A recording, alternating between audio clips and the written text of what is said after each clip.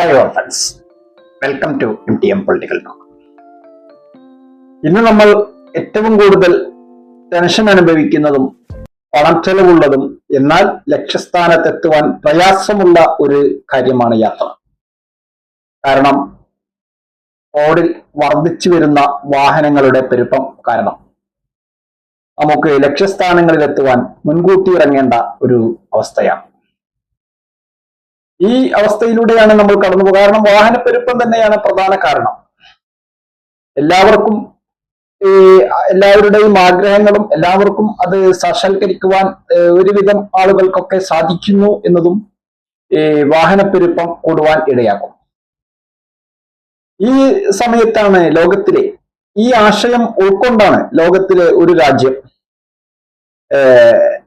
പൊതുഗതാഗതം പൂർണ്ണമായും സൗജന്യമാക്കി ജനങ്ങളെ പൊതുഗതാഗതത്തിലേക്ക് ആകർഷിക്കുന്നത്.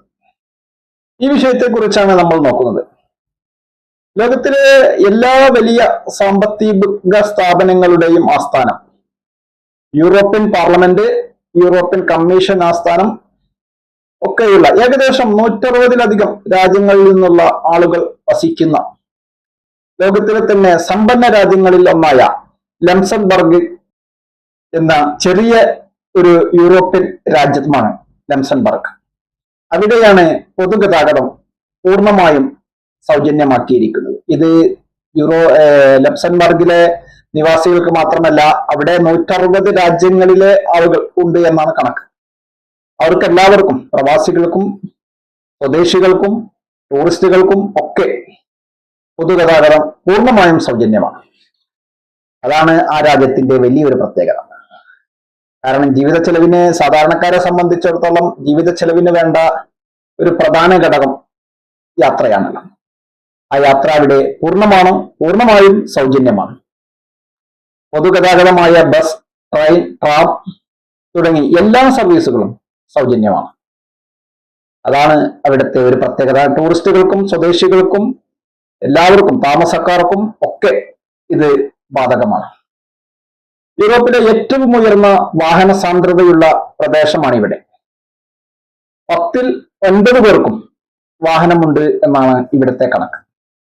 ഈ 10ൽ 9 പേർക്കും വാഹനമുണ്ടാകുമ്പോൾ തന്നെയാണ് റോഡിൽ ഇത്രയും അധികം തിരക്ക് അനുഭവപ്പെടുന്നതും വാഹനം നീങ്ങാത്തൊരവസ്ഥയും അവിടെ പ്രകടമാകുന്നതും. അതുകൊണ്ട് തന്നെയാണ് അവിടെ എല്ലാവർക്കും പൊതുഗതാഗതം ഉപയോഗിക്കുന്നതിന് വേണ്ടി പ്രോത്സാഹനം നൽകുന്നതിന് വേണ്ടി അത് പൂർണ്ണമായും സൗജന്യമാണ്. കാരണം നമ്മൾ അതിൽ കയറിയിരുന്നാലും മതി, നമ്മുടെ ലക്ഷ്യസ്ഥാനത്തെത്തും. ഒന്നും കൊടുക്കേണ്ടതില്ല, പൈസയൊന്നും കൊടുക്കേണ്ടതില്ല. തീർച്ചയായും നമുക്ക് വീണ്ടും അടുത്ത വാഹനത്തിൽ കയറണമെങ്കിലും വീണ്ടും കൊടുക്കാം. ഒരു ദിവസം എത്ര പ്രാവശ്യം എവിടെ വേണമെങ്കിലും അവിടെ യാത്ര ചെയ്യാൻ പൊതുഗതാഗതം ഉപയോഗിച്ച് ബസ്, ട്രെയിൻ, ട്രാം എല്ലാം ഇതിന് അനുവദിച്ചിരിക്കുന്നു. വർദ്ധിച്ചു വരുന്ന റോഡിലെ തിരക്കും മലിനീകരണവും കുറക്കുന്നതിനും താഴ്ന്ന വരുമാനക്കാരെ സഹായിക്കാനുമാണ് 2020 മുതൽ എല്ലാവർക്കും സൗജന്യമായ പൊതുഗതാഗതം എന്ന ആശയം നടപ്പാക്കിയത് എന്നാണ് ഇതിൽ നിന്ന് നമുക്ക് മനസ്സിലാക്കാനുള്ളത്. അങ്ങനെ പൊതുഗതാഗതം സൗജന്യമാക്കുന്ന ലോകത്തിലെ തന്നെ ആദ്യ രാജ്യമാണ് ഈ ലക്സംബർഗ് എന്ന ഈ സമ്പന്ന രാജ്യങ്ങളിലൊന്ന്. ഇവിടെയാണ് യൂറോപ്യൻ യൂണിയന്റെ ആസ്ഥാനം, യൂറോപ്യൻ കമ്മീഷന്റെ ആസ്ഥാനം എന്നൊക്കെ നേരത്തെ സൂചിപ്പിച്ചല്ലോ. പിന്നെ ഒരുപാട് ഫിനാൻസ് സ്ഥാപനങ്ങളുടെ ആസ്ഥാനം കൂടിയാണ് ഈ ലക്സംബർഗ്. ഇതിന് അതിന്റെ ചരിത്രത്തിലേക്ക് പോകുമ്പോൾ 1815 വിയറ്റ്നാം കോൺഗ്രസ് ലക്സംബർഗിനെ ഒരു സ്വതന്ത്ര പ്രദേശമായി പ്രഖ്യാപിച്ചു. അതിനു മുൻപ് നമ്മൾ സാധാരണ വെള്ളക്കാരുടെ നിയന്ത്രണത്തിലായിരുന്നതുപോലെ യൂറോപ്യൻ ശക്തികൾ ആയ ഫ്രഞ്ച്, ഡച്ച്, ബെർണാങ്കീസ്, ഹർബസ്, ബേഗോൾ തുടങ്ങിയവ കീഴിലായിരുന്നു ഈ പ്രദേശം. 1-ാം ലോക മഹായുദ്ധത്തിലും 2-ാം ലോക മഹായുദ്ധത്തിലും ലക്സംബർഗ് ജർമ്മൻ അധിനിവേശത്തിൽ ആയിരുന്നു. യുദ്ധാനന്തരം ലക്സംബർഗ് യൂറോപ്യൻ ഏകീകരണത്തിന്റെ പ്രധാന വക്താവും യൂറോപ്യൻ യൂണിയൻ, നെറ്റോ തുടങ്ങിയവയുടെ സ്ഥാപകാംഗവുമായി വളർന്നു. ശക്തമായ സാമ്പത്തിക മേഖലയും ഉയർന്ന ജീവിത നിലവാരം ഉള്ള ഒരു യൂറോപ്യൻ രാജ്യമാണിത്. യൂറോപ്യൻ യൂണിയന്റെയും മറ്റു അന്താരാഷ്ട്ര ആസ്ഥാനങ്ങൾ ഉൾപ്പെടെ പ്രധാനപ്പെട്ട ഒരു സാമ്പത്തിക കേന്ദ്രമാണ് ഈ രാജ്യം. ലോകത്തിലെ ഏറ്റവും സമ്പന്നമായ രാജ്യങ്ങളിൽ ഒന്നുകൂടിയാണ് ഈ ലക്സംബർഗ് എന്നറിയപ്പെടുന്ന ഈ യൂറോപ്യൻ. ഇത് അധികം വലിയ രാജ്യമല്ല, ഒരു കൊച്ചു രാജ്യമാണ്. എങ്കിലും അവിടെ പൊതുഗതാഗതം പൂർണ്ണമായും സൗജന്യമാണ് എന്നത് തന്നെയാണ് നമുക്ക് ഈ വാർത്തയുടെ പങ്കുവെക്കാനുണ്ടായ പ്രധാന കാരണം. ലോകത്തിലെ തന്നെ പൊതുഗതാഗതം സൗജന്യമാക്കുന്ന ആദ്യ രാജ്യമാണ് എന്നാണ് അറിയുന്നത്. ഭാഗികമായി പല സ്ഥലങ്ങളിലും പൊതുഗതാഗതം സൗജന്യമുണ്ട്. അത് ചില വ്യക്തികൾക്കോ അല്ലോ അങ്ങനത്തെ ബുദ്ധിമുട്ട് അനുഭവിക്കുന്നവർക്കോ ഒക്കെ പകുതി പൈസക്കോ അല്ലെങ്കിൽ സൗജന്യമായോ ഒക്കെ യാത്ര പല ഭാഗങ്ങളിലുമുണ്ട്. എങ്കിലും പൂർണ്ണമായും സൗജന്യമാക്കുന്ന ലോകത്തിലെ ആദ്യ രാജ്യം ഇത് തന്നെയാണ് എന്നാണ് ഇതുവരെയുള്ള അറിവുകളിൽ നിന്ന് നമുക്ക് മനസ്സിലാക്കുന്നത്.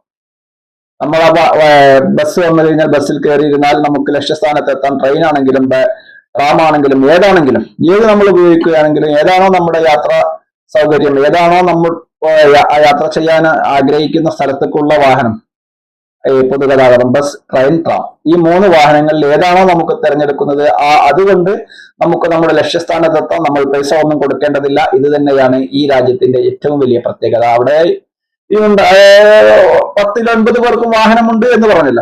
അപ്പൊ അവിടുത്തെ സാമ്പത്തിക സ്ഥിതിയൊക്കെ നമുക്ക് ഊഹിക്കാവുന്നതേ ഉള്ളൂ. എങ്കിലും അവിടെ ഉണ്ടാവും സാധാരണക്കാർ. അപ്പൊ ഈ സാധാരണക്കാരെ സംബന്ധിച്ചിടത്തോളം അതൊരു വലിയ നേട്ടം തന്നെയാണ്. പിന്നെ അവരുടെ മെയിൻ ലക്ഷ്യം എന്ന് പറഞ്ഞു കഴിഞ്ഞാൽ പൊതുഗതാഗതം ഉപയോഗിക്കുന്നത് മൂലം എല്ലാവരും സ്വന്തം വണ്ടി അത്യാവശ്യ കാര്യങ്ങൾക്ക് മാത്രം ഉപയോഗിക്കുകയും അത്രയും സമയം മലിനീകരണവും റോഡിലെ ട്രാഫിക്കും കുറഞ്ഞു കിട്ടുകയും ചെയ്യുന്നു എന്നതുകൊണ്ട് തന്നെയാണ് ഈ ഗവൺമെന്റ് ഈ നിയമം കൊണ്ടുവന്നതും അത് വിജയകരമായി മുന്നോട്ട് കൊണ്ടുപോകുന്നതും ഇതുകൊണ്ട് തന്നെയാണ്.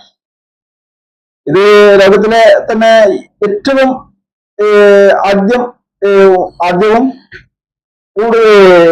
ലോകത്തിൽ തന്നെ ഇങ്ങനെ ഒരു നിയമമുള്ള രാജ്യവും ലക്സംബർഗ് തന്നെ ആയിരിക്കുമെന്ന് തന്നെയാണ് ഇപ്പോൾ ഇതുവരെയുള്ള വാർത്തകളിൽ നിന്നൊക്കെ നമുക്ക് മനസ്സിലാക്കാനും സാധിക്കുന്നത്. ഏതായാലും സാധാരണക്കാർക്കും അവിടെ യാത്ര ചെയ്യുന്നവർക്കും അവിടുത്തെ ടൂറിസ്റ്റുകൾക്കും ഏകദേശം 160 രാജ്യങ്ങളിൽ നിന്നുള്ള പ്രവാസികൾ അവിടെ താമസിക്കുന്നുണ്ട് എന്നാണ് അറിയുന്നത്. അവർക്ക് എല്ലാവർക്കും ഇത് വളരെ ഉപകാരപ്രദമാണ്, പ്രയോജനപ്രദമാണ്, സാമ്പത്തികമായും നേട്ടങ്ങളുമാണ്. വാഹനം ഉണ്ടോ ഇല്ലോ എന്നുള്ളത് ഒരു വിഷയമേ അല്ല.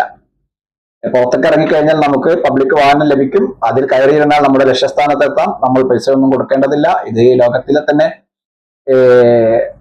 മറ്റൊരു രാജ്യത്ത് ഇതുവരെ നിലവിലില്ല എന്നാണ് അറിയുന്നത്. ഇത് സമ്പൂർണമായും വേറെ രാജ്യത്തും ഇത്തരം ഒരു നിയമം ഇല്ല എന്ന് തന്നെയാണ് ഇതുവരെ മനസ്സിലാക്കാനും സാധിച്ചിട്ടുള്ളത്. അത് തന്നെയാണ് ലക്സംബർഗിന്റെ പ്രത്യേകത. ഇതുകൊണ്ട് തന്നെയാണ് ഈ വാർത്ത നമ്മൾ ഇവിടെ പങ്കുവെക്കുന്നത്. തീർച്ചയായും ഈ വീഡിയോ മുഴുവനായും വീക്ഷിച്ച താങ്കൾക്ക് നന്ദി. താങ്കൾ ഈ ചാനൽ ഇതുവരെ സബ്സ്ക്രൈബ് ചെയ്തില്ലെങ്കിൽ സബ്സ്ക്രൈബ് ചെയ്യുവാനും അഭിപ്രായ നിർദ്ദേശങ്ങൾ അതെന്താണെങ്കിലും കമന്റ് ബോക്സിൽ രേഖപ്പെടുത്തുവാനും ലൈക്ക് ചെയ്യാനും ഉറപ്പിക്കുവാനും അടുത്തൊരു വീഡിയോയുമായി വീണ്ടും കണ്ടുമുട്ടാം. നന്ദി, നമസ്കാരം.